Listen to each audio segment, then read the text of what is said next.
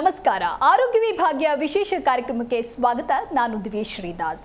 ಆರೋಗ್ಯವೇ ಭಾಗ್ಯ ಅಂತ ಹೇಳ್ತೀವಿ, ಆದರೆ ಬದಲಾಗ್ತಾ ಇರುವಂತಹ ನಮ್ಮ ಜೀವನದ ಶೈಲಿಯಿಂದಾಗಿ ಆರೋಗ್ಯದ ಸಮಸ್ಯೆ ಅನ್ನೋದು ಹೆಚ್ಚಾಗ್ತಾ ಇದೆ. ಅದರಲ್ಲಿಯೂ ಪ್ರಮುಖವಾಗಿ ಡಿಸ್ಕ್ ಸಮಸ್ಯೆ ಎಲ್ಲರನ್ನ ಕಾಡ್ತಾ ಇದೆ. ಹಾಗಾದ್ರೆ ಡಿಸ್ಕ್ ಸಮಸ್ಯೆ ಅಂದ್ರೆ ಏನು, ಯಾಕೆ ಈ ಸಮಸ್ಯೆ ಬರುತ್ತೆ, ಜೊತೆಗೆ ಇದಕ್ಕೆ ಪರಿಹಾರ ಏನು ಅಂತ ತಿಳಿಸಿಕೊಡಲು ಹೋಮಿಯೋಕೇರ್ ಇಂಟರ್ನ್ಯಾಷನಲ್ ತಜ್ಞ ವೈದ್ಯರಾಗಿರುವಂತಹ ಡಾಕ್ಟರ್ ಅನ್ಸಾರಿ ಅವರು ಇವತ್ತು ನಮ್ಮ ಜೊತೆಗಿದ್ದಾರೆ. ಸೊ ಬನ್ನಿ ಅವ್ರನ್ನ ಕಾರ್ಯಕ್ರಮಕ್ಕೆ ವೆಲ್ಕಮ್ ಮಾಡೋಣ. ನಮಸ್ತೆ ಡಾಕ್ಟರ್, ಕಾರ್ಯಕ್ರಮಕ್ಕೆ ಸ್ವಾಗತ. ನಮಸ್ತೆ.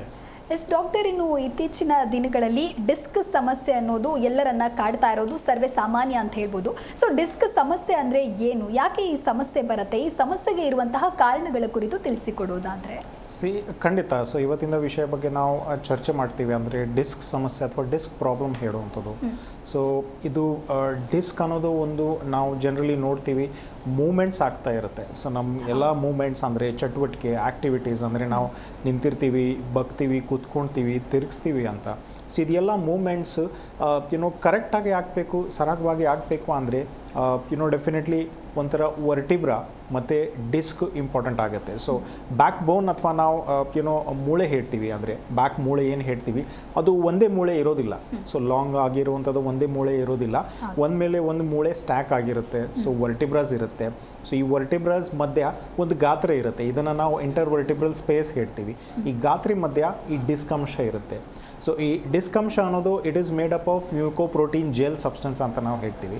ಸೊ ಅಂದರೆ ನಾವು ಮೂಮೆಂಟ್ಸ್ ಮಾಡುವಾಗ, ಆ್ಯಕ್ಟಿವಿಟಿ ಮಾಡುವಾಗ, ಸೊ ಡಿಸ್ಕಿಂದು ಫಂಕ್ಷನ್ ಅಥವಾ ಕೆಲಸ ಆದರೆ ಈ ಆ್ಯಕ್ಟಿವಿಟೀಸ್ ಆಗ್ತಾ ಬಂತ ಅಂದರೆ ಅಬ್ನಾರ್ಮಲ್ ಪ್ರೆಷರ್ಸ್ ಏನು ಕ್ರಿಯೇಟ್ ಆಗ್ತಾ ಇರುತ್ತೆ, ಆ ಪ್ರೆಷರ್ಸ್ನ ಈ ಡಿಸ್ಕ್ ಅಬ್ಸಾರ್ಪ್ಷನ್ ಮಾಡುತ್ತೆ. ಅಂದರೆ so it acts as a shock absorber ಅಥವಾ ಒಂಥರ ಕುಷನಿಂಗ್ ಇಫೆಕ್ಟ್ ಕೊಡ್ಬೋದು ಅಂತ. ಸೊ ಡೆಫಿನೆಟ್ಲಿ ಸೊ ಯಾವಾಗ ನಾವು ನೋಡ್ತೀವಿ ಅಂದರೆ ಈ ಡಿಸ್ಕ್ ಅಂಶ ಒಳಗಡೆ ತೇವಾಂಶ ಅಥವಾ ಜೆಲ್ ಲೈಕ್ ಸಬ್ಸ್ಟೆನ್ಸ್ ಬರ್ತಾ ಬರ್ತಾ ಕಡಿಮೆ ಆಗ್ತಾ ಇರ್ತಾರೆ, ಡಿಜೆನರೇಷನಿಂದ ಆಗಿರ್ಬೋದು. ಸೊ ಏನಕ್ಕೆ ಆಗುತ್ತೆ, ಯಾಕೆ ಆಗುತ್ತೆ, because there is continuous movements. ಅಂದರೆ ಸೊ ಆದರೆ ಮುಂಚೆ ಒಂದು ಡಿಸ್ಕ್ ಹೆಲ್ದಿ ಇಲ್ಲ, ತದನಂತರ ತಾವು ಆ್ಯಕ್ಟಿವಿಟೀಸಲ್ಲಿ ಇನ್ವಾಲ್ವ್ ಮಾಡಿದ್ದೀವಿ, ಅಂದರೆ ಅಲ್ಲಿ ನಮಗೆ ಅಬ್ನಾರ್ಮಲ್ ಹೆಚ್ಚಾಗಿ ಪ್ರೆಷರ್ ಕ್ರಿಯೇಟ್ ಆಗ್ತಾ ಇದೆ ಅಂತ.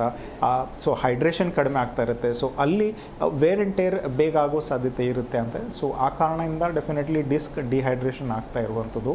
ನಂತರ ಡೆಫಿನೆಟ್ಲಿ ನಾವು ನೋಡ್ತೀವಿ ಒಂದು ವೇಳೆ ಮೂಳೆನೂ ಹೆಲ್ದಿ ಇಲ್ಲ, ಅಂದರೆ ವರ್ಟಿಬ್ರಾಸಲ್ಲಿನೂ ಸಮಸ್ಯೆ ಇದೆ. ಅಂದರೆ ಸೊ ಡೆಫಿನೆಟ್ಲಿ ವರ್ಟಿಬ್ರಾಸ್ದು ಆಲ್ಮೋಸ್ಟ್ ನಾವು ನೋಡ್ತೀವಿ ಸವೇಕೆ ಸ್ಟಾರ್ಟ್ ಆಯಿತು, ಅಥವಾ ಒಂಥರ ಸ್ಪಾಂಡಿಲೈಟಿಸ್ ಆಯಿತು, ಅಥವಾ ಒಂಥರ ಕ್ಯಾಲ್ಶಿಯಂ ಡೆಫಿಷಿಯನ್ಸೀಸ್ ಆಗ್ತಾ ಬರ್ಬೋದು, ವಿಟಮಿನ್ ಡಿ ಡೆಫಿಷಿಯನ್ಸೀಸ್ ಆಗ್ತಾ ಬರ್ತು. ಸೊ ಈ ಕೊರತೆಗಳು ಎಲ್ಲ ಆಗ್ತಾ ಬಂತ ಅಂದರೆ so definitely abnormal pressures vertebra ಜೊತೆ ಡಿಸ್ಕ್ ಒಳಗಡೆ ಹೆಚ್ಚಾಗಿ ಪ್ರೆಷರ್ ಕ್ರಿಯೇಟ್ ಆಗ್ತಾ ಇರುತ್ತೆ. ಸೊ ತದನಂತರ ಡೆಫಿನೆಟ್ಲಿ ನಾವು ನೋಡ್ತೀವಿ ಸಮಸ್ಯೆಗಳು ಸ್ಟಾರ್ಟ್ ಆಗುತ್ತೆ. ಸೊ ಇದನ್ನು ನಾವು ಒಂದು ಡಿಸ್ಕ್ ಸಮಸ್ಯೆ ಅಥವಾ ಡಿಸ್ಕ್ ಪ್ರಾಬ್ಲಮ್ ಹೇಳ್ತೀವಿ. ಸೊ ಅದರಲ್ಲಿ ಡೆಫಿನೆಟ್ಲಿ ಸಡನ್ ಆಗಿ ಸ್ಟಾರ್ಟ್ ಆಗೋ ಥರ ಇಲ್ಲ, ಅಂದರೆ ಒಂದು ಅಕ್ಯೂಟ್ ಫೇಸಲ್ಲಿ ಆಗುವಂಥದ್ದು ಸಮಸ್ಯೆ, ಅದೆಲ್ಲ ಡಿಸ್ಕ್ ಸಮಸ್ಯೆ ಇರೋದಿಲ್ಲ. ಸೊ ದೀರ್ಘಕಾಲ ಇರುವಂಥದ್ದು ಆಗಿರುವಂಥದ್ದು ಚೇಂಜಸ್ ನಂತರ ಡಿಸ್ಕ್ ಡಿಜೆನರೇಷನ್ ಆಗಿರ್ಬೋದು, ಡಿಸ್ಕ್ ಡೆಸಿಕೇಶನ್ ನಾವು ಹೇಳ್ತೀವಿ, ಡಿಸ್ಕ್ ಬಲ್ಜ್ ಆಗಿರ್ಬೋದು, ಡಿಸ್ಕ್ ನಾವು ಹೇಳ್ತೀವಿ ಒಂಥರ ಪ್ರೊಟ್ರೂಷನ್ ಆಗ್ತಾ ಬರ್ಬೋದು ಅಥವಾ. ಸೊ ಈ ಥರ ಡೆಫಿನೆಟ್ಲಿ ಚೇಂಜಸ್ ಆಗ್ತಾ ಬಂತ ಅಂದರೆ ಒಂದು ಡಿಸ್ಕ್ ಸಮಸ್ಯೆ ಬಂದುಬಿಟ್ಟಿದೆ ಅಂತ. ಸೊ ಇತ್ತೀಚೆಗೆ ಡೆಫಿನೆಟ್ಲಿ ನಾವು ನೋಡ್ತಾ ಇದ್ದೀವಿ ಒಂದು life style becomes very important ಅಂತ. ಸೊ ನಿಂತುವಾಗ, ಕೂರುವಾಗ ಡೆಫಿನೆಟ್ಲಿ ಯಾವ ಥರ ಆಕ್ಯುಪೇಷನ್ಗೆ ಒಳಗಾಗಿದ್ದಾರೆ, ಅಂದರೆ 8 ಅವರ್ಸ್ ನಿಂತ್ಕೊಡುವಂಥದ್ದಾಗಿರ್ಬೋದು. ಸೊ ಹೆಚ್ಚಾಗಿ ಪ್ರೆಷರ್ ಡೆಫಿನೆಟ್ಲಿ ಕತ್ ಒಳಗಡೆ, ಸೊಂಟ ಒಳಗಡೆ ಕ್ರಿಯೇಟ್ ಆಗುತ್ತೆ, ಹಿಪ್ ಜಾಯಿಂಟ್ ಒಳಗಡೆ ಕ್ರಿಯೇಟ್ ಆಗಿದೆ. ನಂತರ ತೀರಾ ಜಾಸ್ತಿ ಹೊತ್ತು ಒಂದು 4-5 ಅವರ್ ಪೂರೇ ಕೆಲಸ ಮಾಡುವಂಥದ್ದು, ಒಂದು 10 ಗಂಟೆ ಕಾಲ ಕೂತ್ಕೊಂಡು ಒಂದೇ ಜಾಗ ಕಡೆ, ಮೇ ಬಿ ಸಿಸ್ಟಮ್ ಆಪರೇಟರ್ಸ್ ಆಗಿರ್ಬೋದು, ಕಂಪ್ಯೂಟರ್ ಆಪರೇಟರ್ಸ್ ಆಗಿರ್ಬೋದು. ಸೊ ಅದರಿಂದ ಡೆಫಿನೆಟ್ಲಿ ಹೆಚ್ಚಾಗ್ತಾ ಇರುವಂಥದ್ದು. ಇತ್ತೀಚೆಗೆ ಡಿವೈಸ್ ಯೂಸೇಜಸ್ ಎಲ್ಲ ಜಾಸ್ತಿ ಆಗಿದೆ. ಮಾತನಾಡ್ತಾ ಹೋಗೋಣ. ಕಾಲರ್ ಒಬ್ರು ರೆಡಿ ಇದ್ದಾರೆ. ನಮಸ್ತೆ. ನಮಸ್ತೆ ಮೇಡಮ್. ನಿಮ್ಮ ಹೆಸರು, ಎಲ್ಲಿಂದ ಕರೆ ಮಾಡ್ತಾ ಇದ್ದೀರಾ? ನಮ್ಮ ಹೆಸರು ಚೇತನ್ ಅಂತ, ಹಾಸನಿಂದ ಕರೆ ಮಾಡ್ತಾ ಇರೋದು. ಓಕೆ, ಡಾಕ್ಟರ್ ಇದ್ದಾರೆ, ಮಾತನಾಡಿ. ಹಲೋ, ನಮಸ್ತೆ ಡಾಕ್ಟರ್. ನಮಸ್ತೆ ಸರ್, ಹೇಳಿ. ಸರ್, ಬೆನ್ನಿಂದ ಹಿಡಿದು ಓಕೆ ಕುತ್ತಿಗೆವರೆಗೂ ನರ ಎಳ್ದಂಗೆ ಆಗುತ್ತೆ, ಸಿಕ್ಕಾಪಟ್ಟೆ ನೋವು ಬರುತ್ತೆ, ಕೈಯೆಲ್ಲ ಜೋಮ್ ಬಂದಾಗ ಆಗುತ್ತೆ. ಓಕೆ, ಸರಿ. ಸೊ ಮತ್ತೆ ಕೈಯೆಲ್ಲ ವೈಬ್ರೇಷನ್ ಬರುತ್ತೆ, ಹೆವಿ ವೈಬ್ರೇಷನ್ ಆಗ್ತಾ ಇರುತ್ತೆ. ಎಷ್ಟು ದಿನದಿಂದ ಇದೆ ಸರ್? ಇದು ಒಂದು 15 ದಿವಸ ಆಯಿತು. ಎಷ್ಟೇ ಆಗ್ತಾ ಇಲ್ಲ, ಒಳ್ಳೇದು. ಸೊ ಯಾಕೆ ಈ ಥರ ಪೇನ್ ಉತ್ಪತ್ತಿ ಆಗ್ತಾ ಬಂತು? ಏನದು ಒತ್ತಡ ಆಗ್ತಾ ಇದೆಯಾ? ಆಕ್ಯುಪೇಷನ್ ಏನು ಸರ್, ಏನು ಕೆಲಸ ಮಾಡ್ತೀರಾ, ಮತ್ತು ಹೇಗೆ ಮ್ಯಾನೇಜ್ ಮಾಡ್ತಾ ಇದ್ದೀರಾ? ನಾವು ಟೈಲ್ಸ್ ವರ್ಕ್ ಮಾಡೋದು, ಟೈಲ್ಸ್ ತಲೆ ಮೇಲೆ ಹೊರ್ತೀವಿ. ಓಕೆ, ಸರಿ. ಸೊ ಆಲ್ರೆಡಿ ಈಗ ನೀವು ಪರಿಹಾರ ಏನು ಮಾಡೋದು? ಸರಿ, ಇದು ಡೆಫಿನೆಟ್ಲಿ ನಾವು ಹೇಳ್ತೀವಿ ಒಂದು 15 ಡೇಸಿಂದ ಆಗ್ತಾ ಇರುವಂಥದ್ದು ನಿಮಗೆ ಡೆಫಿನೆಟ್ಲಿ ಕತ್ ಒಳಗಡೆ ಮೂಳೆಯಲ್ಲಿ ಸಮಸ್ಯೆ ಇರುವಂಥದ್ದು. ಅಂದರೆ ಕತ್ ಭಾಗಕ್ಕೆ ನಾವು ಸರ್ವೈಕಲ್ ರೀಜನ್ ಹೇಳ್ತೀವಿ. ಸೊ ಮೂಳೆಯಲ್ಲಿ ಸಮಸ್ಯೆ ಇದ್ದಾಗ ಅಲ್ಲಿಂದ ನರ ಹೋಗುತ್ತೆ, ಡಿಸ್ಕ್ ಒಳಗಡೆ ಕಂಪ್ರೆಷನ್ ಬಿದ್ದಾಗ ಡಿಸ್ಕ್ ಕ್ವಾಲಿಟಿ ಅಂತ. ಸೊ ಇದು ಎಲ್ಲ ಕೈಯಲ್ಲಿ ಡೆಫಿನೆಟ್ಲಿ ನಿಮಗೆ ರೇಡಿಯೇಷನ್ ಆಗ್ತಾ ಇದೆ. ಇದನ್ನು ನಾವು ರ್ಯಾಡಿಕ್ಯುಲೋಪತಿ ಹೇಳ್ತೀವಿ. So along with cervical spondylosis disc ಒಳಗಡೆ ಇಶ್ಯೂ ಇರುತ್ತೆ. ಸೊ ಫಸ್ಟ್ ಆಫ್ ಆಲ್ ನೀವು ಒಂದು ಈ ಥರ ಸಮಸ್ಯೆ ಬಂದಾಗ ಆ ಭಾಗದು MRI ಮಾಡಿಸಿ ಸರ್. ಒಂದು MRI ಬಂದ ನಂತರ ಡೆಫಿನೆಟ್ಲಿ ಯಾವ ಡಿಸ್ಕ್ ಒಳಗಡೆ ಜಾರಿದೆಯಾ ಅಥವಾ ಜರುಗಿದೆ ಅಥವಾ ಮೂಳೆ ಒಳಗಡೆ ಕ್ವಾಲಿಟಿ ಕಡ್ಕೊಂಡಿದೆ ಅಥವಾ ನರ ಕಂಪ್ರೆಷನ್ ಆಗ್ತಾ ಇದೆ. MRI ಮಾಡಿಸ್ದೆ. ಸರಿ ಸರ್. ಅದು ಮೇಲ್ಗಡೆ ನರ ಬಂದ್ಬಿಟ್ಟು ದೊಡ್ಡದಾಗಿದೆ. ಓಕೆ. ಬರ್ತಾ ಬರ್ತಾ ಬರ್ತಾ ಬರ್ತಾ ಚಿಕ್ಕದಾಗಿದೆ, ಕಂಪ್ರೆಷನ್ ಆಗಿದೆ. Correct sir. ಸೊ ಈ ಕಂಪ್ರೆಷನ್ನ ರಿಲೀಸ್ ಮಾಡಲಿಕ್ಕೆ ಡೆಫಿನೆಟ್ಲಿ ನಾವು ಕೆಲವು ಹೋಮಿಯೋಪತಿಕ್ ಮೆಡಿಕೇಷನ್ಸ್ ಇರುತ್ತೆ ಸರ್, ಅದನ್ನು ನಾವು ಕೊಡ್ತಾ ಬಂತ ಅಂದರೆ ಆದಷ್ಟು ನಿಮ್ಮ ಕೇಸ್ ಒಳಗಡೆ ಪರಿಹಾರ ಆಗುತ್ತೆ ಅಂತ. So over a period of time ಆ ಡಿಸ್ಕಿಂದು ನಾವು ಕ್ವಾಲಿಟಿ ಕಾಪಾಡಬೇಕಾಗತ್ತೆ. ನಿಮ್ಮ ಕೇಸ್ ಒಳಗಡೆ ಎಲ್ಲ ನರ ಇನ್ವಾಲ್ವ್ಮೆಂಟ್ ಆಗ್ತಾ ಇದೆ, ಸಮಸ್ಯೆ ಕತ್ ಭಾಗದಲ್ಲಿ ಇದ್ರೆ ಸಹ ಎಲ್ಲ ಕಡೆ ರೇಡಿಯೇಷನ್ಸ್ ಆಗ್ತಾ ಇದೆ. So with proper medications, homeopathic medications ಕೊಟ್ಟರೆ ಸರಿ ಹೋಗುತ್ತೆ. ನೀವು ಆದಷ್ಟು ಸ್ವಲ್ಪ ಕೇರ್ಫುಲ್ಲಾಗಿ ಇರಿ, ಅಂದರೆ ತಡ ಮಾಡಬೇಡಿ. ಹೆಚ್ಚಾಗಿ ವೆಯ್ಟ್ ಲಿಫ್ಟ್ ಮಾಡುವಂಥದ್ದು, ಹತ್ತುವಂಥದ್ದು ಅದೆಲ್ಲ ಆದಷ್ಟು ನೋಡಿ. And as far as possible ಅಂತ ನಾವು ಪ್ರಾಪರ್ ಮೆಡಿಕೇಷನ್ಸಿಂದ ನಿಮ್ಮ ಕೇಸ್ ಒಳಗಡೆ ಸರಿ ಮಾಡ್ಬೋದು ಸರ್. ಓಕೆ, ಥ್ಯಾಂಕ್ ಯು ಸರ್ ಕರೆ ಮಾಡಿದ್ದಕ್ಕಾಗಿ. ಡಾಕ್ಟರ್, ಇನ್ನು ಹೇಳ್ತಾ ಇದ್ರಿ ಲೈಕ್ ಡಿಸ್ಕ್ ಸಮಸ್ಯೆ ಇರೋದ್ರಿಂದಾಗಿ ಸಾಕಷ್ಟು ಜನಕ್ಕೆ ಪ್ರಾರಂಭದಲ್ಲೇ ಇದು ಸಮಸ್ಯೆ ಅಂಥೇಳಿ ಗೊತ್ತಾಗೋದಿಲ್ಲ, ಡಿಸ್ಕ್ ಸಮಸ್ಯೆನೇ ಅಂಥೇಳಿ. ಸೊ ನೆಗ್ಲೆಕ್ಟ್ ಮಾಡ್ತಾ ಹೋಗ್ತಾರೆ, ಆಗ ಏನೆಲ್ಲ ಕಾಂಪ್ಲಿಕೇಶನ್ನ ಎದುರಿಸ್ಬೇಕಾಗತ್ತೆ? ಸೊ ಈಗ ನಾವು ಡಿಸ್ಕ್ ಒಳಗಡೆ ಸಮಸ್ಯೆ ಸ್ಟಾರ್ಟ್ ಆದಾಗ ಪೇಷಂಟ್ಸ್ಗೆ ಜನಗೆ ಗೊತ್ತಾಗೋದಿಲ್ಲ ಅಂತ. ಸೊ ಈಗ ನಾವು ಆ್ಯಕ್ಚುಲಿ ನೋಡುವಾಗ ಆಲ್ಮೋಸ್ಟ್ ಕತ್ ಭಾಗದಲ್ಲಿ ಸಮಸ್ಯೆ ಇದೆ ಅಥವಾ ಸರ್ವೈಕಲ್ ಡಿಸ್ಕ್ ಒಳಗಡೆ ಸಮಸ್ಯೆ ಇರುವಂಥದ್ದು. ಸೊ ಆ ಜಾಗಕ್ಕೆ ಪೇನ್, ಸ್ವಲ್ಪ ಸ್ಟಿಫ್ನೆಸ್ ಎಲ್ಲ ಕಾಣಿಸ್ಬೋದು. ಆದ್ರೂ ಬಿಕಾಸ್ ಅಲ್ಲಿಂದ ನರ ಪಾಸ್ ಆಗುತ್ತೆ. ಸೊ ಸ್ಪೈನಲ್ ಶೀಟ್ ನಾವು ಏನು ಹೇಳ್ತೀವಿ, ಸೊ ನರ್ವ್ ಬಂಡಲ್ ಶೀಟ್ ಏನು ಪಾಸ್ ಆಗ್ತಾ ಇರುತ್ತೆ. ಸೊ ಪ್ರತಿ ಹಂತದಿಂದ ಆಚೆ ಬರುವಂಥದ್ದು. ಸೊ ಎಲ್ಲ ಕಡೆ ರೇಡಿಯೇಷನ್ ಆಗ್ತಾ ಇರುತ್ತೆ. ಸೊ ಅವ್ರಿಗೆ ಕರೆಕ್ಟ್ ನೀಟಲ್ಲಿ ಡೆಫಿನೆಟ್ಲಿ ಕೆಲಸ ಮಾಡೋಕ್ಕಾಗ್ತಾ ಇಲ್ಲ.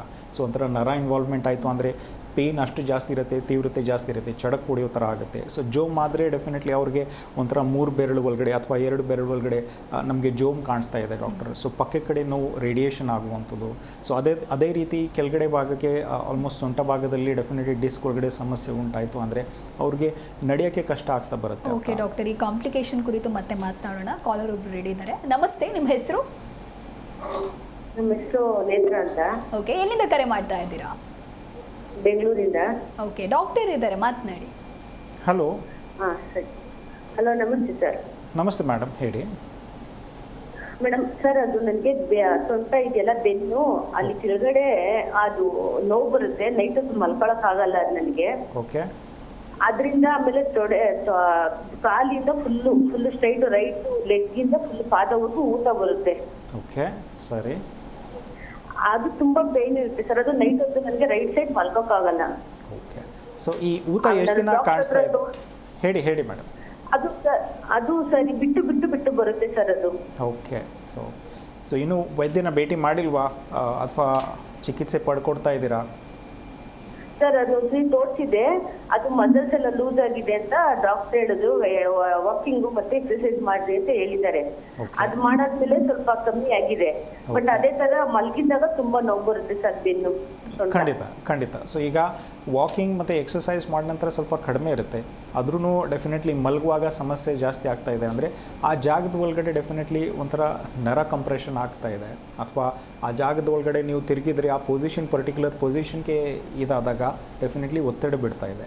ಸೊ ಫಸ್ಟ್ ಆ್ಯಂಡ್ ಫಾರ್ಮೋಸ್ಟ್ ಅಂತ ಒಂದು ಸಿಂಪಲ್ ಎಕ್ಸ್ರೇ ಮಾಡಿಸಿ ಮೇಡಮ್. ಓಕೆ, ಆದಷ್ಟು ಒಂದು ಎಕ್ಸ್ರೇ ಮಾಡಿದರೆ ಮೂಳೆ ಕ್ವಾಲಿಟಿ ನಮಗೆ ಡೆಫಿನೆಟ್ಲಿ ಗೊತ್ತಾಗುತ್ತೆ ಅಂತ. ಸೊ ತದನಂತರ ರಿಸಲ್ಟ್ಸ್ ನೋಡ್ಕೊಂಡು ಸ್ಪಾಂಡಿಲೈಟಿಸಿಂದ ಆ ಥರ ಆಗ್ತಾ ಇದೆಯಾ ಅಥವಾ ಏನೋ ನರ ಇನ್ವಾಲ್ವ್ಮೆಂಟ್ ಇದೆಯಾ ಅದು ನೋಡ್ಕೊಂಡು ಪ್ರಾಪರ್ ಮೆಡಿಕೇಷನ್ಸ್ ಕೊಟ್ಟರೆ ಸರಿ ಹೋಗ್ಬಿಡುತ್ತೆ ಅಂತ. ಸೊ ಆದಷ್ಟು ವಾಕಿಂಗ್ ಎಲ್ಲ ಕಂಟಿನ್ಯೂ ಮಾಡಿ. ಆದಷ್ಟು ಬಾಡಿ ವೆಯ್ಟ್ನ ಸ್ವಲ್ಪ ನೋಡ್ಕೊಡಿ, ಹೆಚ್ಚಾಗಿ ತೂಕ ಹತ್ತುವಂಥದ್ದು ನೋಡಿ. ಬಾಡಿ ವೆಯ್ಟು ಸ್ವಲ್ಪ ಮೈಂಟೈನ್ ಮಾಡಿ, ಎಷ್ಟು ಹೈಟ್ ಇದೆ ಅದು ಪ್ರಕಾರನೇ ಎಕ್ಸಾಕ್ಟ್ ಇದು ಪ್ರಕಾರ ಡೆಫಿನೆಟ್ಲಿ ವೆಯ್ಟ್ ಮೇಂಟೈನ್ ಮಾಡಿ, ಸರಿ ಹೋಗುತ್ತೆ ಮೇಡಮ್. ಓಕೆ, ಥ್ಯಾಂಕ್ ಯು ನೇತ್ರ ಕರೆ ಮಾಡಿದ್ದಕ್ಕಾಗಿ. ಡಾಕ್ಟರ್, ಡಿಸ್ಕ್ ಸಮಸ್ಯೆ ಸಿವಿಯರ್ ಆದಾಗ ಏನೆಲ್ಲ ಕಾಂಪ್ಲಿಕೇಶನ್ನ ಫೇಸ್ ಮಾಡಬೇಕು ಅಂತ ಹೇಳ್ತಾ ಇದ್ರಿ? ಡೆಫಿನೆಟ್ಲಿ. ಸೊ ಅದೇ ರೀತಿ ಡೆಫಿನೆಟ್ಲಿ ಸೊಂಟ ಭಾಗದಲ್ಲಿ ಡಿಸ್ಕ್ ಒಳಗಡೆ ಸಮಸ್ಯೆ ಕಂಡುಬಂತು ಅಂದರೆ ಅಲ್ಲಿ ನರ ಕೂಡ ಇರುತ್ತೆ. ಆ ನರ ಎಲ್ಲ ಕಾಲಲ್ಲಿ ಪಾಸ್ ಆಗ್ತಾ ಇರುತ್ತೆ. ಸೊ ಅಲ್ಲಿ ಕಾಲಲ್ಲಿ ಚಡಕ್ ಹೊಡೆದಂಗೆ ಆಗ್ಬೋದು. ಅಂದರೆ ಸೊ ಜಾಸ್ತಿ ಇವತ್ತು ಅವ್ರಿಗೆ ನಡೆಯೋಕ್ಕಾಗ್ತಾ ಇಲ್ಲ ಅಂದರೆ ಸೊ ಒಂದು 10 ನಿಮಿಷ ನಿಂತ್ಕೊಂಡ್ರೆ ಅಥವಾ 10 ನಿಮಿಷ ಏನೋ ನಡೆದರೆ ಡೆಫಿನೆಟ್ಲಿ ಪೇಯ್ನ್ ಬರುತ್ತೆ, ಒಂದೇ ಕಡೆ ಕೂರಬೇಕಾಗತ್ತೆ ಅಥವಾ ಬರೀ ಮಲಗಿರುವಂಥದ್ದು ಅಂತ. ಸೊ ಒಂಥರ ಲೇಟ್ರ್ ಹಾಫಲ್ಲಿ ಅದೇ ರೀತಿ ಪ್ರೋಗ್ರೆಷನ್ ಆಗ್ತಾ ಬಂತ ಅಂದರೆ ಪ್ಯಾರಲಿಸಿಸ್ ಸ್ಟೇಜ್ ಥರ ಆಗ್ತಾ ಬರ್ತಾ ಇರುತ್ತೆ. ಅಂದರೆ ಅವ್ರಿಗೆ ಡೆಫಿನೆಟ್ಲಿ ಸಿಂಪಲ್ ಮೂಮೆಂಟ್ಸ್ ಕೂಡ ಮಾಡೋಕ್ಕೆ ಕಷ್ಟ ಆಗ್ತಾ ಇರುತ್ತೆ, ಆ ಬೇರೆಯವ್ರ ಮೇಲೆ ಡಿಪೆಂಡ್ ಆಗಬೇಕು. ಸೊ ಇದು ಮುಖ್ಯವಾಗಿ ಅದು ಆ್ಯಕ್ಚುಲಿ ಲೈಫ್ ಸ್ಟೈಲ್ ಡಿಪೆಂಡೆನ್ಸಿ ಆಗ್ತಾ ಇರುತ್ತೆ. ನಂತರ ನರ ಇನ್ವಾಲ್ವ್ಮೆಂಟ್ ಆಗಿರೋದ್ರಿಂದ ಆ ಬ್ಲ್ಯಾಡರ್ ಮೇಲೆ ಅವ್ರಿಗೆ ಸಮಸ್ಯೆ ಸ್ಟಾರ್ಟ್ ಆಗ್ತಾ ಇರುತ್ತೆ. ಸೊ ಫ್ರೀಕ್ವೆಂಟ್ ಯೂರಿನೇಷನ್, ರೀಸೆಸ್ ಕಂಟ್ರೋಲ್ ಇರೋದಿಲ್ಲ, ಆ ನ್ಯೂರೋಜೆನಿಕ್ ಬ್ಲ್ಯಾಡರ್ ಆ ಥರ ಕಾಂಪ್ಲಿಕೇಶನ್ಸ್ ಕೂಡ ಆಗೋ ಸಾಧ್ಯತೆ ಇರುತ್ತೆ ಅಂತ. ಓಕೆ ಡಾಕ್ಟರ್, ಇನ್ನು ಎಕ್ಸಾಕ್ಟಾಗಿ ಇದು ಡಿಸ್ಕ್ ಸಮಸ್ಯೆ ಅಂತ ಹೇಳಿ ಕಂಡುಹಿಡಿಯೋದು ಹೇಗೆ? ಸೊ ಡಿಸ್ಕ್ ಸಮಸ್ಯೆಗೆ ಇರುವಂತಹ ಸಿಂಪ್ಟಮ್ಸ್ಗಳ ಬಗ್ಗೆ ತಿಳಿಸಿಕೊಡೋದಾದರೆ? ಖಂಡಿತ. ಸೊ ಈಗ ಡೆಫಿನೆಟ್ಲಿ ನಾವು ವಿಂಗಡಿಸ್ತೀವಿ, ಆ್ಯಕ್ಚುಲಿ ಒಂದು ಕ್ಲಾಸಿಫಿಕೇಶನ್ ಕೊಟ್ಟಿದ್ದೀವಿ. ಸೊ ಕತ್ತಿಂದ ಹಿಡಿದು ಸೊಂಟ ಒಳಗಡೆ ನಾವು ಡಿವೈಡ್ ಮಾಡಿದ್ವಿ. ಸೊ ಕತ್ ಭಾಗದಲ್ಲಿ ನಾವು ಸರ್ವೈಕಲ್ ರೀಜನ್ ಅಂತ ಯುನೋ ವಿಂಗಡಿಸ್ತೀವಿ ಅಥವಾ ಕ್ಲಾಸಿಫಿಕೇಶನ್ ಕೊಟ್ಟಿದ್ದೀವಿ. ಅಲ್ಲಿ 7 ವರ್ಟಿಬ್ರಾಸ್ ಇರುತ್ತೆ.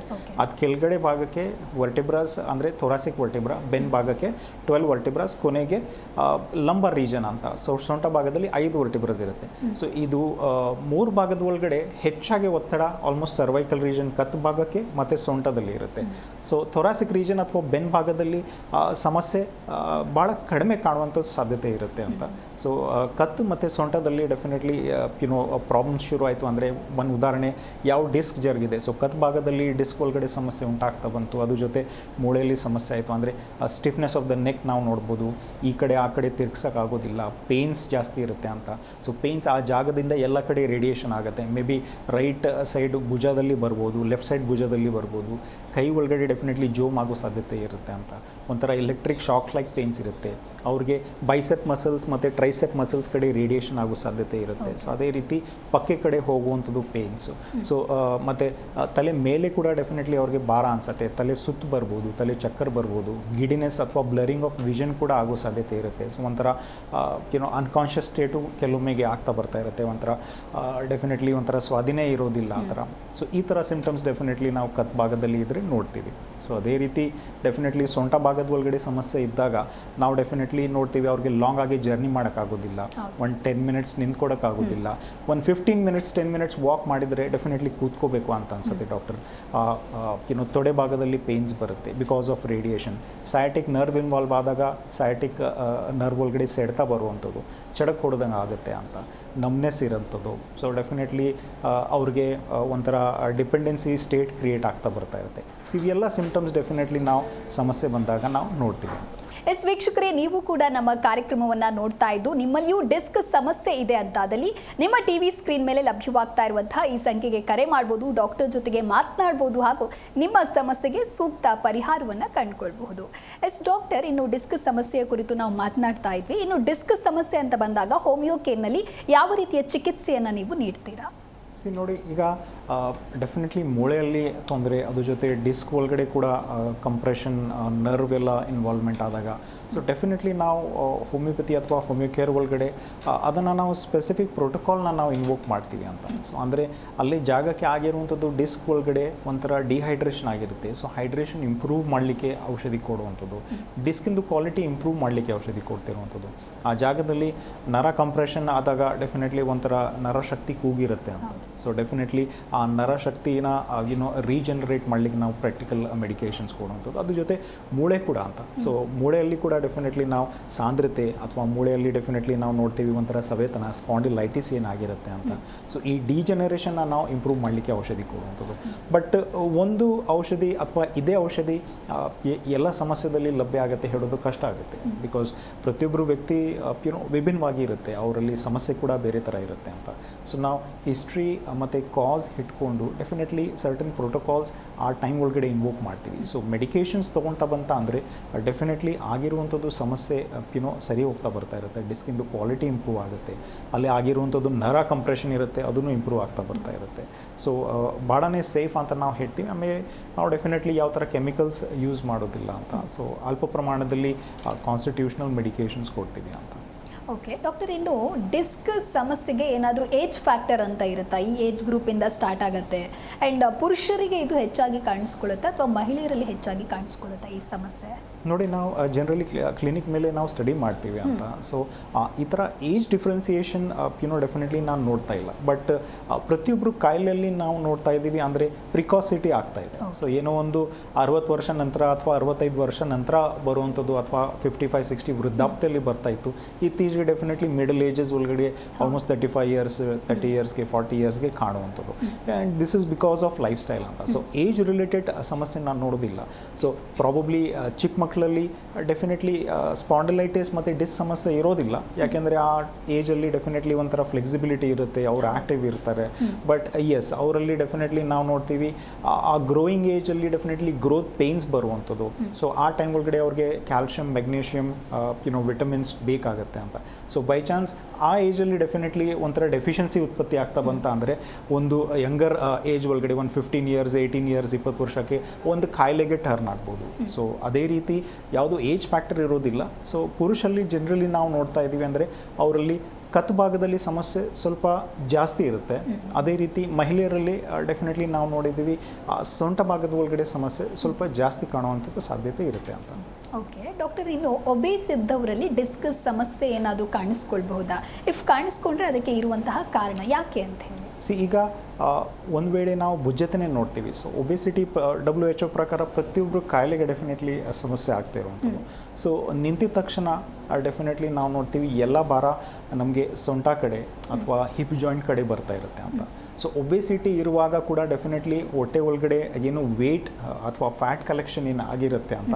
ಸೊ ಆ ಕಾರಣದಿಂದ ಡೆಫಿನೆಟ್ಲಿ ನಾವು ನೋಡ್ತೀವಿ ಒಂದು ಸ್ಪೈನ್ ಮೇಲೆ ಹೆಚ್ಚಾಗಿ ಪ್ರೆಷರ್ ಕ್ರಿಯೇಟ್ ಆಗ್ತಾ ಇರುತ್ತೆ. ಸೊ ಒಂದು ಉದಾಹರಣೆ ಅಂದರೆ ಡೆಫಿನೆಟ್ಲಿ ನಾವು ನೋಡ್ತೀವಿ ಒಂದು ಗರ್ಭಾವಸ್ಥೆ ಆಲ್ಸೋ ಅಂದ್ರೆ ಆಲ್ಮೋಸ್ಟ್ ಪ್ರೆಗ್ನೆನ್ಸಿಯಲ್ಲಿ ಕೂಡ ಡೆಫಿನೆಟ್ಲಿ ಲೇಟರ್ ಹಾಫಲ್ಲಿ ಮಗು ಬೆಳೀತಾ ಇರುತ್ತೆ. ಸೊ ತಾಯಿದು ತೂಕ, ಮಗುದು ತೂಕ ಸೊ ಹೆಚ್ಚಾಗಿ ಅಬ್ನಾರ್ಮಲ್ ಪ್ರೆಷರ್ಸ್ಗೆ ಒಳಗಾಗ್ತಾರೆ. ಸೊ ಆ ಟೈಮ್ಗೆ ಡೆಫಿನೆಟ್ಲಿ ನಾವು ನೋಡ್ತೀವಿ ಬೋನ್ಸಲ್ಲಿ ಡಿಜನರೇಷನ್ ಆಗಲಿ ಅಥವಾ ಡಿಸ್ಕ್ ಒಳಗಡೆ ಆಗಿರುವಂಥದ್ದು ಸಮಸ್ಯೆ ಆಗಲಿ ಬಹು ಬೇಗ ಕಾಣುವ ಸಾಧ್ಯತೆ ಇರುತ್ತೆ. ಆಮೇಲೆ ಆ ಟೈಮ್ ಒಳಗಡೆ ಜನರಲಿ ನಾವು ನೋಡ್ತಾ ಇದ್ದೀವಿ ಒಬೆಸಿಟಿ ಜೊತೆ ಡೆಫಿಷಿಯನ್ಸೀಸ್ ಕೂಡ ಇರುತ್ತೆ. ಅಂದರೆ ಸೊ ಕ್ಯಾಲ್ಶಿಯಂ ಡೆಫಿಷಿಯನ್ಸೀಸ್ ಆಯಿತು ಅಥವಾ ವಿಟಮಿನ್ ಡಿ ಡೆಫಿಷಿಯನ್ಸೀಸ್ ಆಯಿತು ಅಂದರೆ ಸೊ ಬಹು ಬೇಗನೆ ಡಿಜನರೇಷನ್ ಆಕ್ಸಲರೇಟ್ ಆಗ್ತಾ ಬರ್ತಾ ಇರುತ್ತೆ. ಸೊ ಆಫ್ಟರ್ ಡೆಲಿವರಿ ಸಹ ಕೂಡ ಸೊ ಬಾಡಿ ವೇಟ್ ಏನು ಗೇನ್ ಆಗಿರುವಂಥದ್ದು ಸೊ ಬಾಡಿ ವೇಟ್ ಕರೆಕ್ಟ್ ನೀಟಲ್ಲಿ ಮೇಂಟೈನ್ ಮಾಡಬೇಕಾಗತ್ತೆ. ಸೊ ಒಬೆಸಿಟಿ ಅನ್ನೋದು ಇರುವಾಗ ಡಿಜನರೇಷನ್ಸ್ ಅಬ್ನಾರ್ಮಲ್ ಪ್ರೆಷರ್ಸಿಂದ ಡಿಸ್ಕ್ ಒಳಗಡೆ ಮೂಳೆ ಒಳಗಡೆ ಪ್ರೆಷರ್ಸ್ ಆಗ್ತಾ ಇರುತ್ತೆ, ಕಂಟಿನ್ಯೂಸ್ ಆಗಿ ಪ್ರೆಷರ್ ಜಾಸ್ತಿ ಇರುತ್ತೆ ಅಂತ. ಸೊ ಆ ಕಾರಣದಿಂದ ಡೆಫಿನೆಟ್ಲಿ ಅವ್ರಿಗೆ ಸಮಸ್ಯೆ ಬಹು ಬೇಗ ಬರುತ್ತೆ ಅಂತ. ಓಕೆ ಡಾಕ್ಟರ್, ಇನ್ನು ಡೆಲಿವರಿ ಆದ ನಂತರದಲ್ಲಿ ಸಾಕಷ್ಟು ಜನಕ್ಕೆ ಬೆನ್ನು ನೋವು ಕಾಣಿಸ್ಕೊಳ್ಳುತ್ತೆ. ಈಗ ಈ ಕುರಿತು ನಾವು ಮಾತನಾಡ್ತಾ ಇದ್ವಿ.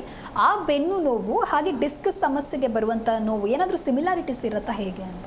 ಖಂಡಿತ. ಈಗ ನಾವು ಪ್ರೆಗ್ನೆಂಟ್ ಟೈಮ್ ಒಳಗಡೆ ನಾವು ನೋಡ್ತೀವಿ ವೆಯ್ಟ್ ಗೇನ್ ಆಗಿರುತ್ತೆ. ಯಾಕೆಂದರೆ ಡೆಫಿನೆಟ್ಲಿ ಮಗುದು ತೂಕ ಇರುತ್ತೆ, ತಾಯಿದು ತೂಕ ಇರುತ್ತೆ. ಸೊ ಪೋಸ್ಟ್ ಡೆಲಿವರಿ ಸಹ ಡೆಫಿನೆಟ್ಲಿ ದೇಹ ಹಾಲು ಕೂಡಿಸಿದಾಗ ಸೊ ಬ್ರೆಸ್ಟ್ ಫೀಡಿಂಗ್ ಎಲ್ಲ ಮಾಡುವಾಗ ಒಳ್ಳೆ ಕ್ಯಾಲ್ಶಿಯಂ ಸಪ್ಲಿಮೆಂಟ್ ತಗೊಳ್ಳೋ ಅವಶ್ಯಕತೆ ಇರುತ್ತೆ. ಸೊ ಸಾಕಷ್ಟು ಜನ ನಾವು ನೋಡ್ತೀವಿ ಆ ಸಪ್ಲಿಮೆಂಟ್ಸ್ ತಗೊಳ್ಳುವಂಥದ್ದು at least for 6 months may be 9 months ಅಥವಾ ಒಂದು ವರ್ಷ ತನಕ ಡೆಫಿನೆಟ್ಲಿ ಅವಶ್ಯಕತೆ ಇರುತ್ತೆ, ಡಿಪೆಂಡಿಂಗ್ ಆನ್ ಈಚ್ ಕೇಸ್ ಅಂತ ನಾವು ನೋಡ್ತೀವಿ. ಸೊ ಸಾಕಷ್ಟು ಜನ ಈ ತೊಗೊಳಕ್ಕೆ ಹಿಂದೆ ಮುಂದೆ ನೋಡ್ತಾರೆ ಅಂತ. ಸೊ ಆ ಟೈಮ್ ಒಳಗಡೆ ಡೆಫಿನೆಟ್ಲಿ ಏನೋ ಒಂದು ಡೆಫಿಷಿಯನ್ಸಿ ಇತ್ತು ಅಂದರೆ ಸೊ ಒಂದು ವರ್ಷ ಆಯಿತು ಅಥವಾ 2 ವರ್ಷ ನಂತರ ಒಂದು ಈ ಥರ ಡಿಸ್ಕ್ ಸಮಸ್ಯೆ ಅಥವಾ ಈ ಮೂಳೆ ಸಮಸ್ಯೆ ಕಾಯಿಲೆಗೆ ಒಂದು ಟರ್ನ್ ಆಗೋ ಸಾಧ್ಯತೆ ಇರುತ್ತೆ. ಸೊ ಸಾಕಷ್ಟು ಜನದಲ್ಲಿ ಡೆಫಿನೆಟ್ಲಿ ನಾವು ನೋಡ್ತೀವಿ ಆಫ್ಟರ್ ಡೆಲಿವರಿ ಜನರಲಿ ಬಾದರೇ ಮಾಡೋದಿಲ್ಲ. ಅಂದರೆ ಬಾಡಿ ವೆಯ್ಟ್ನ ಕಂಟ್ರೋಲ್ ಮಾಡಲಿಕ್ಕೆ ಎಲ್ಲ ಆ್ಯಕ್ಟಿವಿಟಿ ಸ್ಟಾಪ್ ಮಾಡಿಬಿಡ್ತಾರೆ. ಆಮೇಲೆ ಬ್ಯಾಕ್ ಮಸಲ್ಸ್ನ ಸ್ಟ್ರೆಂಥನಿಂಗ್ ಮಾಡಲಿಕ್ಕೆ ಕೇರೆ ತೊಗೊಳ್ಳೋದಿಲ್ಲ ಅಂತ. ಸೊ ಇದು ಮೇನ್ ಕಾರಣದಿಂದ ನಾವು ಜನರಲಿ ಕ್ಲಿನಿಕಲ್ ಪ್ರಾಕ್ಟೀಸ್ ಒಳಗಡೆ ನಾವು ಏನು ನೋಡ್ತಾ ಇದ್ದೀವಿ, ಏನು ಪೋಸ್ಟ್ ಡೆಲಿವರಿ ಏನು ಒಂದು ಡೆಫಿಷಿಯನ್ಸೀಸಿಂದ ಪೇನ್ ಬರುವಂಥದ್ದು ಒಂದು 2 ಇಯರ್ಸ್ ನಂತರ ಅಥವಾ 1.5 ಇಯರ್ಸ್ ನಂತರ ಕಾಯಿಲೆಗೆ ಟರ್ನ್ ಆಗೋ ಸಾಧ್ಯತೆ ಇರುತ್ತೆ ಅಂತ. ಓಕೆ ಡಾಕ್ಟರ್, ಇನ್ನು ಡಿಸ್ಕ್ ಸಮಸ್ಯೆ ಅಂತ ಅಂದಾಗ ಇದು ಜೆನೆಟಿಕಲಿ ಏನಾದರೂ ಆ ಫ್ಯಾಕ್ಟರ್ ಏನಾದರೂ ಅದರಿಂದ ಕಾರಣ ಆಗುತ್ತಾ ಹೇಗೆ ಅಂತ? ತುಂಬಾ ರೇರ್ ಕಾರಣ ಆಗುತ್ತೆ. ಸೊ ಜೆನೆಟಿಕ್ ಫ್ಯಾಕ್ಟರ್ ಖಂಡಿತವಾಗ್ಲೂ ಇದೆ ಅಂತ. ಸೊ ಈಗ ಮುಂಚೆಯಿಂದಾನೇ ಡೆಫಿನೆಟ್ಲಿ ಫ್ಯಾಮಿಲಿ ಹಿಸ್ಟ್ರಿಯಲ್ಲಿ ಮೂಳೆ ವೀಕ್ ಇತ್ತು, ಮೂಳೆ ಸಾಂದ್ರತೆ ಕಡಿಮೆ ಇತ್ತು ಅಂತ. ಸೊ ತಂದೆ ಕಡೆ ತಾಯಿ ಕಡೆ ಅಥವಾ ಫ್ಯಾಮಿಲಿಯಲ್ಲಿ ಯಾರಿಗಾದರೂ ಡೆಫಿನೆಟ್ಲಿ ಈ ಥರ ಮೂಳೆ ಸಂದರ್ಭದಲ್ಲಿ ಸಮಸ್ಯೆ ಇತ್ತು ಅಂತ. ಸೊ ಡೆಫಿನೆಟ್ಲಿ ಬರ್ತಾ ಬರ್ತಾ ಆ ಸೆನ್ಸಿಟಿವ್ನೆಸ್ ಆಗಲಿ ಅಥವಾ ಸಾಂದ್ರತೆ ಆಗಲಿ ಡೆಫಿನೆಟ್ಲಿ ಕ್ಯಾರಿ ಆನ್ ಓವರ್ ಆಗುತ್ತೆ ಫ್ಯೂ ಪೇಷಂಟ್ಸ್ ಅಂತ. ಸೊ ಅದನ್ನು ಅವ್ರ ಲೈಫ್ ಸ್ಟೈಲ್ ಮೇಲೆ ಜಾಸ್ತಿ ಡಿಪೆಂಡ್ ಆಗುತ್ತೆ ಅಂತ. ಸೊ ಜೆನೆಟಿಕ್ ಫ್ಯಾಕ್ಟರ್ ಅನ್ನೋದು ಇಟ್ ಈಸ್ ಡೆಫಿನೆಟ್ಲಿ ಇಂಪಾರ್ಟೆಂಟ್ ಅಂತ. ಬಟ್ ಎಲ್ಲರದಲ್ಲಿ ಜನರಲಿ ನಾವು ನೋಡಿದ್ದೀವಿ it is a life style related condition. And ಯಾವ ಥರ ಒತ್ತಡ ಬಿಡ್ತಾರೆ ಅಥವಾ ಯಾವ ಥರ ಬಾಡಿ ವೆಯ್ಟ್ ಆಗಲಿ ಅಥವಾ ತೂಕನ ಮೇಂಟೈನ್ ಮಾಡ್ತಾರೆ ಅಥವಾ ಬೋನ್ ಕ್ವಾಲಿಟಿನ ಮೇಂಟೈನ್ ಮಾಡ್ತಾರೆ, ಆದಮೇಲೆ ಡೆಫಿನೆಟ್ಲಿ ಜಾಸ್ತಿ ಡಿಪೆಂಡ್ ಆಗುವಂಥದ್ದು. ಓಕೆ ಡಾಕ್ಟರ್, ಇನ್ನು ಡಿಸ್ಕ್ ಸಮಸ್ಯೆ ಅಂತಲ್ಲ, ಯಾವುದೇ ಸಮಸ್ಯೆ ಇವತ್ತಿನ ದಿನ ಬರ್ತಾ ಇದೆ ಅಂತ ಹೇಳಿದ್ರೆ ಅದಕ್ಕೆ ಮೂಲ ಕಾರಣ ನಮ್ಮ ಒಂದು ಜೀವನ ಶೈಲಿ ಅಂತಲೇ ಹೇಳ್ಬೋದು. ಸೊ ನಮ್ಮ ಲೈಫ್ ಸ್ಟೈಲ್ನ ನಾವು ಯಾವ ರೀತಿ ಮಾಡಿಫಿಕೇಶನ್ ಮಾಡ್ಕೊಳ್ಬೇಕು, ಜೊತೆಗೆ ನಮ್ಮ ಆಹಾರದ ಕ್ರಮ ಯಾವ ರೀತಿಯಾಗಿ ಇರಬೇಕು? ಖಂಡಿತ. ಸೊ ಈಗ ಲೈಫ್ ಸ್ಟೈಲ್ ಮಾಡಿಫಿಕೇಷನ್ಸಲ್ಲಿ ಡೆಫಿನೆಟ್ಲಿ ಫಸ್ಟ್ ಆ್ಯಂಡ್ ಫಾರ್ಮೋಸ್ಟ್ ನಾವು ಜನರಲಿ ನೋಡ್ತೀವಿ ಡಿವೈಸ್ ಯೂಸೇಜಸ್ ಎಲ್ಲ ಹೆಚ್ಚಾಗ್ತಾ ಇದೆ ಅಂತ. ಸೊ ಅಟ್ಲೀಸ್ಟ್ ಒಂದು ಮಾಡ್ರೇಷನ್ ಮೇಂಟೈನ್ ಮಾಡಿದರೆ, ಬಿಕಾಸ್ ನಾವು ನೋಡ್ತೀವಿ ಕತ್ ಭಾಗದಲ್ಲಿ generally device almost 4 hours 5 hours ನೋಡಿರ್ತಾರೆ. ಸೊ ಅದರಿಂದ ಕತ್ ಒಳಗಡೆ 90 ಡಿಗ್ರಿ ಆ್ಯಂಗಲ್ ಮೇಂಟೈನ್ ಆಗ್ತಾ ಇಲ್ಲ. ಸೊ ಮೂಳೆ ಡಿಜನರೇಷನ್, ಡಿಸ್ಕ್ ಡಿಜನರೇಷನ್ ಬಹು ಬೇಗ ಆಗ್ತಾ ಇರುತ್ತೆ. ಸೊ ಇದನ್ನು ಮಾಡ್ರೇಷನಲ್ಲಿ ಮೇಂಟೈನ್ ಮಾಡಬೇಕಾಗುತ್ತೆ. ಅದೇ ರೀತಿ ಆಕ್ಯುಪೇಷನ್ ಕಂಡೀಷನ್ಸಲ್ಲಿ ಕೂಡ ಸೊ ಅಟ್ಲೀಸ್ಟ್ ನಿಂತ್ಕೊಂಡ್ರೆ ಆಲ್ಮೋಸ್ಟ್ 45 ಮಿನಿಟ್ಸ್ ನಂತರ 1 ಅವರ್ ನಂತರ ಸ್ವಲ್ಪ ಕೂತ್ಕೊಂಡು ಸುಧಾರಿಸ್ಬೇಕಾಗತ್ತೆ. ಯಾಕೆಂದರೆ ಮೂಳೆ ಮೇಲೆ ಸ್ವಲ್ಪ ಮಸಲ್ಸ್ ಇರುತ್ತೆ, ಸೊ ಮಸಲ್ ಸ್ಟಿಫ್ನೆಸ್ ಕೂಡ ಇರುತ್ತೆ. ಅದೇ ರೀತಿ ಕೂತ್ಕೊಡೋ ಜನ ಆಲ್ಮೋಸ್ಟ್ 45 ಮಿನಿಟ್ಸ್ 1 ಅವರಲ್ಲಿ 10 ನಿಮಿಷ ಸ್ಟ್ರೆಚಿಂಗ್ ಎಕ್ಸಸೈಸ್ ಎಲ್ಲ ಮಾಡ್ತಾ ಬಂತ ಅಂದರೆ ಬ್ಲಡ್ ಸರ್ಕ್ಯುಲೇಷನ್ ಸರಿ ಹೋಗ್ತಾ ಬರ್ತಾ ಇರುತ್ತೆ ಅಂತ. ಸೊ ಅದೇ ರೀತಿ ಕೊರತೆಗಳು ಅಂತ, ಸೊ ಮೂಳೆಗೆ ಬೇಕಾಗಿರುವಂಥದ್ದು ಕ್ಯಾಲ್ಶಿಯಂ ಮತ್ತು ವಿಟಮಿನ್ ಡಿ ಅಂತ. ಸೊ ಕ್ಯಾಲ್ಶಿಯಂ ರಿಚ್ ಫುಡ್ನ ಸೇವಿಸ್ತಾ ಬರಬೇಕು. ಸೆಕೆಂಡ್ಲಿ ವಿಟಮಿನ್ ಡಿಗೋಸ್ಕರ ಎಲೆ ಬಿಸಿಲಲ್ಲಿ at least 10 minutes to 15 minutes per day ವಾರದಲ್ಲಿ 4-5 ದಿವಸ ಮಾಡಿದರೆ ಡೆಫಿನೆಟ್ಲಿ ವಿಟಮಿನ್ ಡಿ ಸಿಂಥೆಸಿಸ್ಗೆ ಹೆಲ್ಪ್ ಆಗ್ತಾ ಬರ್ತಾ ಇರುತ್ತೆ. ಆದಷ್ಟು ಎಕ್ಸಸೈಸ್ ಅಥವಾ ವಾಕಿಂಗ್ಗೆ ಒಳಗಾಗಬೇಕು ಅಂತ. ಸೊ ಜನರಲಿ ಬಾಡಿ ವೆಯ್ಟ್ನ ಮೇಂಟೈನ್ ಮಾಡಬೇಕಾಗುತ್ತೆ. ಸೊ 30 ಮಿನಿಟ್ಸ್ 35 ಮಿನಿಟ್ಸ್ ವಾಕ್ ನಾವು ಹೇಳ್ತೀವಿ, ಅಥವಾ ಯಾವುದೋ ಒಂದು ಆ್ಯಕ್ಟಿವಿಟೀಸ್ಗೆ ಒಳಗಾದಾಗ ಮೇ ಬಿ ಸ್ವಿಮ್ಮಿಂಗ್ ಆಗಿರ್ಬೋದು, ಅದ್ರ ಜೊತೆ ಸೈಕ್ಲಿಂಗ್ ಆಗಿರ್ಬೋದು, ಮೇ ಬಿ ಏನದು ಆ್ಯಕ್ಟಿವ್ ಸ್ಪೋರ್ಟ್ಸ್ಗೆ ಒಳಗಾಗಿರುವಂಥದ್ದು. ಸೊ ಈ ಥರ ಆ್ಯಕ್ಟಿವ್ನೆಸ್ ಮೇಂಟೈನ್ ಮಾಡಬೇಕಾಗುತ್ತೆ. ಸೊ ಆದಷ್ಟು ಸೆಡೆಂಟ್ರಿ ಹ್ಯಾಬಿಟ್ಸ್ನ ನೋಡ್ಕೋಬೇಕಾಗತ್ತೆ. ಸಾಕಷ್ಟು ಜನದಲ್ಲಿ ನಾವು ನೋಡ್ತೀವಿ ಅಂದರೆ ಬಿಕಾಸ್ ಆಫ್ ಸರ್ಟನ್ ಡಿಸೀಸಸ್ ಅಂತ, ಸೊ ಅವ್ರ ಮೇಲೆ ಇಮ್ಯುನಿಟಿ ಎಲ್ಲ ಕಡಿಮೆ ಇರುತ್ತೆ ಅಂತ. ಸೊ ಇಮ್ಯೂನ್ ಪವರ್ನ ಬೂಸ್ಟಪ್ ಮಾಡಲಿಕ್ಕೆ ಡೆಫಿನೆಟ್ಲಿ ಎಕ್ಸಸೈಸ್ ಹೆಲ್ಪ್ ಮಾಡುತ್ತೆ. So along with doctor diet plan ಕೂಡ ಅದೇ ರೀತಿ ಚಾಕ್ಔಟ್ ಮಾಡಬೇಕಾಗತ್ತೆ ಅಂತ ನಾವು ಹೇಳ್ತೀವಿ. ಓಕೆ ಡಾಕ್ಟರ್, ಇನ್ನು ಡಿಸ್ಕಲ್ಲಿ ಸಮಸ್ಯೆ ಉಂಟಾಗಿ ಲೇಟರ್ ಅದು ನೆಕ್ ರೀಜನ್ಗೆ ಏನಾದರೂ ಎಫೆಕ್ಟ್ ಆಗುತ್ತಾ ಅಂತ? ಈಗ ನೆಕ್ ರೀಜನ್ ಒಳಗಡೆ ನಾವು ಜನರಲಿ ನೋಡ್ತೀವಿ ಡಿಸ್ಕು ಮತ್ತು ಮೂಳೆ ಇರುತ್ತೆ, ಆಮೇಲೆ ನರ ಇರುತ್ತೆ ಅಂತ. So it is a complex structure ಅಂತ ನಾವು ಆ ಜಾಗಕ್ಕೆ ನೋಡ್ತೀವಿ. ಸೊ ಸಮಸ್ಯೆ ಕತ್ತಲ್ಲಿ ಇದ್ದಾಗ ಕೂಡ ಡೆಫಿನೆಟ್ಲಿ ಪೇಯ್ನ್ಸ್ ತಲೆ ಭಾಗದಲ್ಲಿ ರೇಡಿಯೇಷನ್ ಆಗುತ್ತೆ. ಸೊ ತಲೆ ಭಾಗದಲ್ಲಿ ಭಾಗದಲ್ಲಿ ರೇಡಿಯೇಷನ್ ಆದಾಗ ಅವ್ರಿಗೆ ಅನಿಸುತ್ತೆ ಡೆಫಿನೆಟ್ಲಿ ತಲೆ ಒಳಗಡೆ ಏನಾದರೂ ಸಮಸ್ಯೆ ಉಂಟಾಗ್ತಾ ಇದೆ ಅಂತ. ಸೊ ನೆಕ್ ರೀಜನ್ ಒಳಗಡೆ ಸಮಸ್ಯೆ ಉಂಟಾದಾಗ ಪೇಯ್ನ್ಸ್ ಎಲ್ಲ ಕಡೆ ರೇಡಿಯೇಷನ್ ಆಗೋ ಸಾಧ್ಯತೆ ಇರುತ್ತೆ. ಸೊ ಭುಜ ಭಾಗದ ಒಳಗಡೆ ಆಗಿರ್ಬೋದು, ಆಮೇಲೆ ಮೇ ಬಿ ಬಿಕಾಸ್ ಆ ಕಡೆ ನೆಟ್ವರ್ಕ್ ಆಫ್ ನರ್ವ್ಸ್ ಅಂತ ನಾವು ಹೇಳ್ತೀವಿ. ಸೊ ಅದೇ ಬ್ರೇಕಿಯಲ್ ಪ್ಲೆಕ್ಸಸ್ ಇರುತ್ತೆ. ಸೊ ಪಕ್ಕೆ ಭಾಗ ಕಡೆ ಕೂಡ ಡೆಫಿನೆಟ್ಲಿ ಇರುತ್ತೆ. ಸಾಕಷ್ಟು ಜನಗೆ ಸೊಂಟದಲ್ಲಿ ಸಮಸ್ಯೆ ಇದ್ದಾಗ ಆ ಪೇಯ್ನ್ಸ್ ಮೇಲ್ ಭಾಗಕ್ಕೆ ರೇಡಿಯೇಷನ್ ಆಗುತ್ತೆ. ಸೊ ಅವ್ರಿಗೆ ಅನಿಸುತ್ತೆ ಅಂದರೆ ನನಗೆ ಡೆಫಿನೆಟ್ಲಿ ಬೆನ್ ಭಾಗದಲ್ಲಿ ಸಮಸ್ಯೆ ಇರುವಂಥದ್ದು ಅಂತ, ಬಟ್ ಆ್ಯಕ್ಚುಲಿ ಸಮಸ್ಯೆ ಇರುತ್ತೆ ಅಂತ ಅವ್ರಿಗೆ ಸೊಂಟ ಭಾಗದಲ್ಲಿ ಅಂತ. ಸೊ ಸರ್ವೈಕಲ್ ರೀಜನ್ ಆಗಲಿ, ಲಂಬರ್ ರೀಜನ್ ಆಗಲಿ ಅಂತ, ಸೊ ಅಲ್ಲಿ ಡೆಫಿನೆಟ್ಲಿ ಡಿಸ್ಕ್ ಮತ್ತು ಮೂಳೆಗೆ ಸಮಸ್ಯೆ ಆಯಿತು ಅಂದರೆ ಆ ನರ ಇನ್ವಾಲ್ವ್ಮೆಂಟ್ ಆದಾಗ ಎಲ್ಲ ಕಡೆ ಪೇಯ್ನ್ಸ್ ಸ್ಪ್ರೆಡ್ ಆಗ್ತಾ ಬರ್ತಾ ಇರುತ್ತೆ ಅಂತ ನಾವು ಹೇಳ್ಬೋದು. ಓಕೆ ಡಾಕ್ಟರ್, ಇನ್ನು ಬೆನ್ನು ನೋವು ಅಂತ ಹೇಳಿ ಸಾಕಷ್ಟು ಜನ ಬೆಲ್ಟ್ಗಳನ್ನ ಯೂಸ್ ಮಾಡ್ತಾ ಹೋಗ್ತಾರೆ. ಸೊ ಈ ರೀತಿ ಬೆಲ್ಟ್ ಯೂಸ್ ಮಾಡೋದ್ರಿಂದ ಏನಾದರೂ ಸಮಸ್ಯೆ ಆಗುತ್ತಾ, ಹೇಗೆ ಅಂತ? ಈಗ ಜನರಲಿ ನಾವು ಕಂಡೀಷನ್ ನೋಡ್ಕೊಂಡು ಆ್ಯಸ್ ಅ ಪ್ಯಾರಲಲ್ ಮೆಷರ್ಸ್ ನಾವು ನೋಡ್ತೀವಿ ಅಂದರೆ, ಸೊ ಒಂದು ಕಡೆ ಆ್ಯಕ್ಟಿವ್ ಟ್ರೀಟ್ಮೆಂಟ್ ಇರುತ್ತೆ ಅಂತ. ಸೊ ಅದೇ ರೀತಿ ಪ್ಯಾರಲಲ್ ಮೆಷರ್ಸಲ್ಲಿ ಕತ್ ಭಾಗಕ್ಕೆ ಅಥವಾ ಲಂಬಾರ್ ರೀಜನಲ್ಲಿ ಡೆಫಿನೆಟ್ಲಿ ನಾವು ನೋಡ್ತೀವಿ ಆ ಸ್ಟ್ರಕ್ಚರ್ನ ಮೇಂಟೈನ್ ಮಾಡಲಿಕ್ಕೆ ಅಥವಾ ಒತ್ತಡನ ಅವಾಯ್ಡ್ ಮಾಡಲಿಕ್ಕೆ ಡೆಫಿನೆಟ್ಲಿ ಒಂದು ಬೆಲ್ಟ್ ಕೊಡ್ತಾರೆ ಅಂತ. ಸೊ ಇದನ್ನು ನಾವು ಸರ್ವೈಕಲ್ ಬೆಲ್ಟ್ ಅಥವಾ ಲಂಬೋ ಸೆಕ್ರಲ್ ಬೆಲ್ಟ್ ಅಂತ ನಾವು ಹೇಳುವಂಥದ್ದು. ಸೊ ಎಲ್ಲರದಲ್ಲಿ ಆ ಥರ ಅವಶ್ಯಕತೆ ಇಲ್ಲ, ಬಟ್ ಎಸ್ ಫ್ಯೂ ಪೀಪಲಲ್ಲಿ ಡೆಫಿನೆಟ್ಲಿ ನಾವು ಅಡ್ವೈಸ್ ಮಾಡ್ತೀವಿ. So it is a parallel measure along with active treatment. So ಆ ಬೆಲ್ಟ್ ಆದ ನಂತರ ಸಮಸ್ಯೆ ಮಾತ್ರ ಸರಿ ಹೋಗೋದಿಲ್ಲ, ಬಟ್ ಆ ಸ್ಪೈನ್ಗೆ ಅಥವಾ ಆ ಜಾಗದಲ್ಲಿ ಮೂಳೆಗೆ ಡೆಫಿನೆಟ್ಲಿ ಒಂಥರ ಸಪೋರ್ಟ್ ಸಿಗುತ್ತೆ. ಒಂದು ಅಬ್ನಾರ್ಮಲ್ ಜರ್ಕಿಂಗ್ ಮೂವ್ಮೆಂಟ್ಸ್ ಆಗ್ತಾ ಇರುವಂಥದ್ದು. ಸೊ ಅಲ್ಲಿಂದ ಡೆಫಿನೆಟ್ಲಿ ಅವ್ರಿಗೆ ಪ್ರೊಟೆಕ್ಷನ್ ಸಿಗ್ತಾ ಇರುತ್ತೆ.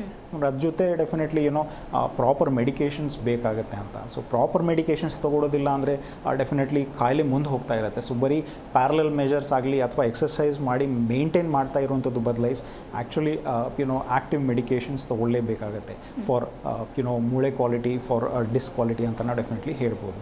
ಓಕೆ ಡಾಕ್ಟರ್, ಇನ್ನು ಆ ಕ್ಷಣಕ್ಕೆ ರಿಲೀಫ್ ಸಿಗಬೇಕು ಅಂತ ಹೇಳಿ ಸಾಕಷ್ಟು ಜನ ಮೆಡಿಕಲಿಗೆ ಹೋಗ್ತಾರೆ, ಟ್ಯಾಬ್ಲೆಟ್ಸ್ಗಳನ್ನ ತೆಗೆದುಕೊಂಡು ಬರ್ತಾ ಇರ್ತಾರೆ, ಇಲ್ಲ ಅಂತ ಹೇಳಿದ್ರೆ ಹೋಮ್ ರೆಮಿಡೀಸ್ಗಳಿಗೆ ಮೊರೆ ಹೋಗಿರ್ತಾರೆ. ಸೊ ಇದು ನಂತರದಲ್ಲಿ ಯಾವ ರೀತಿಯ ಒಂದು ಸಮಸ್ಯೆಯನ್ನು ಉಂಟು ಮಾಡುತ್ತೆ ಅಂತ? ಈಗ ಅದರಲ್ಲಿ 2 ಥರದ್ದು ನೋವು ಕಾಣಿಸುತ್ತೆ ಅಂತ. ಸೊ ಜನರಲಿ ಅಕ್ಯೂಟ್ ಫೇಸಲ್ಲಿ ಪೇಯ್ನ್ ಕಂಡು ಬಂದಾಗ definitely may be long journey ಆಗಿರ್ಬೋದು, ಮೇ ಬಿ ಜಾಸ್ತಿ ಹೊತ್ತು ನಿಂತ್ಕೊಡೋದಾಗಿರ್ಬೋದು, ಅಥವಾ ಏನೋ ಕತ್ತು ತಿರುಗಿಸಿದೆ ಅಂತ ನಾವು ಹೇಳ್ತೀವಿ, ಏನೋ ದಪ್ಪ ದಿಮ್ ತೊಗೊಂಡ್ರು, ಸೊ ಆ ಟೈಮ್ ಟ್ವಿಸ್ಟ್ ಆಯಿತು. ಸೊ ಇವೆಲ್ಲ ಡೆಫಿನೆಟ್ಲಿ ಒಂಥರ ಕಾಯಿಲೆ ಇರೋದಿಲ್ಲ, it is just a transient phase ಅಂತ. ಇಲ್ಲಿ ಡಿಸ್ಕ್ ಸಮಸ್ಯೆ, ಮೂಳೆ ಸಮಸ್ಯೆ ಇರೋದಿಲ್ಲ.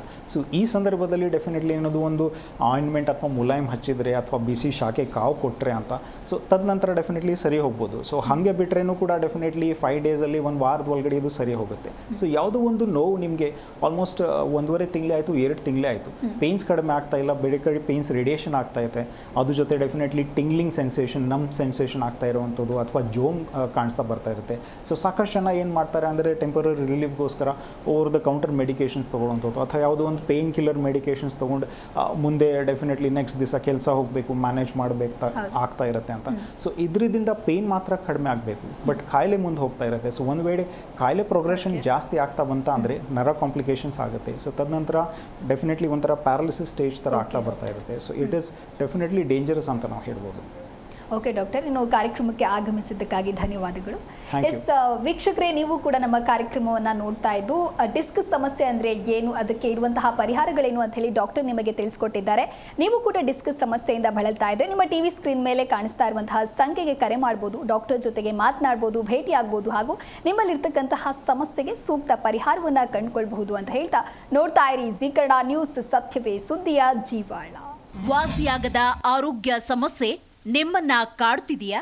ಹಾಗಿದ್ರೆ ಚಿಂತೆ ಬಿಡಿ, ನಮ್ಮ ಹೋಮಿಯೋ ಕೇರ್ಗೆ ಬನ್ನಿ. ಹೋಮಿಯೋ ಕೇರ್ ಇಂಟರ್ನ್ಯಾಷನಲ್ ಹಲವು ಆರೋಗ್ಯ ಸಮಸ್ಯೆಗಳಿಗೆ ಸಿಗಲಿದೆ ಸೂಕ್ತ ಪರಿಹಾರ. ನೇರ ಭೇಟಿಗೆ ಸಂಪರ್ಕಿಸಿ 9550 00 1133 1800 10 81 212.